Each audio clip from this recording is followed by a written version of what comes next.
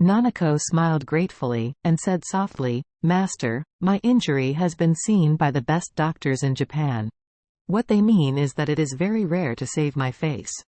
With existing medical methods, it is very difficult. Let me recover again. If I can get rid of the wheelchair in a few years, it will be considered a medical miracle." After that, Nanako raised her head again, staring at Charlie with fiery eyes, and said seriously, "Master, you came to see me. I am already very moved. This is more important than getting me to stand up again or to recover. You don't know how much I miss you during this period of time. Even I can't believe it. My biggest wish for such a long time is not to be able to recover, but to see Master Wade again." At this point, Nanako mustered up the courage, took Charlie's hand, and said affectionately, "Thank you, Master Wade. You are here, it is Nanako's blessing, if I can hold hands with Master Wade in this place. Walking in the snow for a while, I will have no regrets in this life." Seeing her gentle eyes, Charlie felt a little distressed in his heart. He looked at her and said very seriously, "Nanako, I have a way for you to heal you and restore you to the state before the fight." Hearing Charlie's unwavering words, Nanako was a little dumbfounded. She couldn't believe that her injury still had the possibility of recovering as before, but when Charlie said this, she suddenly felt very trusting.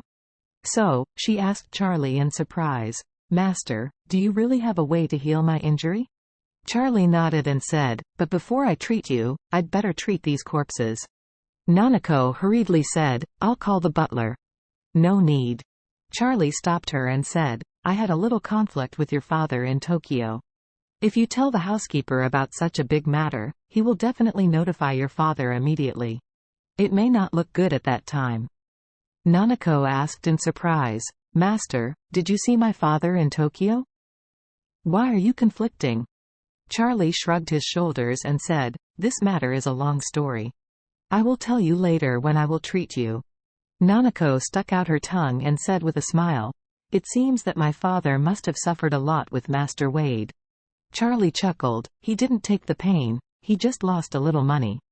Nanako smiled and said, "It doesn't matter, he is not short of money anyway, and it doesn't matter at all to lose." Charlie coughed and said, "He lost 4.5 billion United States dollars. Ha! Nanako was shocked by Charlie's words and asked in shock, 4.5 billion United States dollars? Master is not kidding, right? Charlie smiled and said, "I'm not kidding, it's true, but I haven't considered whether it really cost him so much."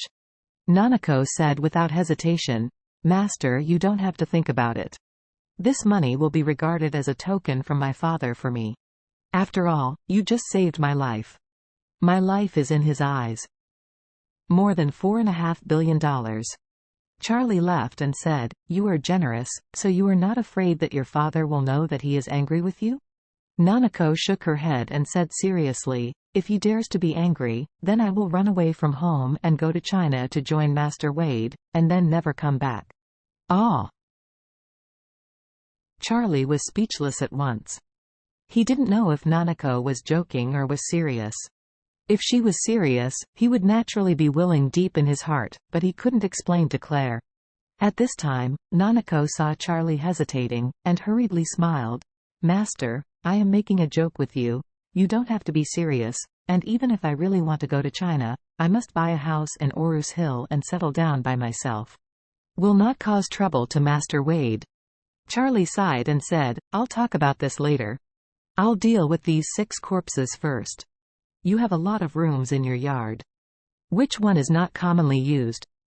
Nanako pointed to the west wing and said, "That room is a storage room, but since I haven't come back for a long time, it has been empty." Charlie nodded and said, "It's cold, I will send you back to the room, and then deal with these corpses. When this is over, I will treat your wounds first. After the wounds are healed, you will inform the housekeeper at home, let them dispose of the body properly."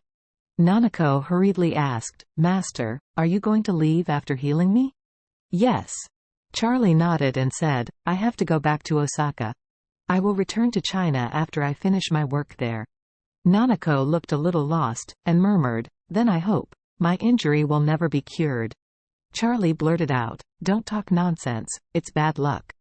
Nanako said earnestly. In that case, Master Wade can stay here forever? Because you said, you can only leave if the injury is cured, and you can't leave if the injury is not cured. Charlie looked at her with a helpless smile, and said, Don't worry, I will definitely cure you.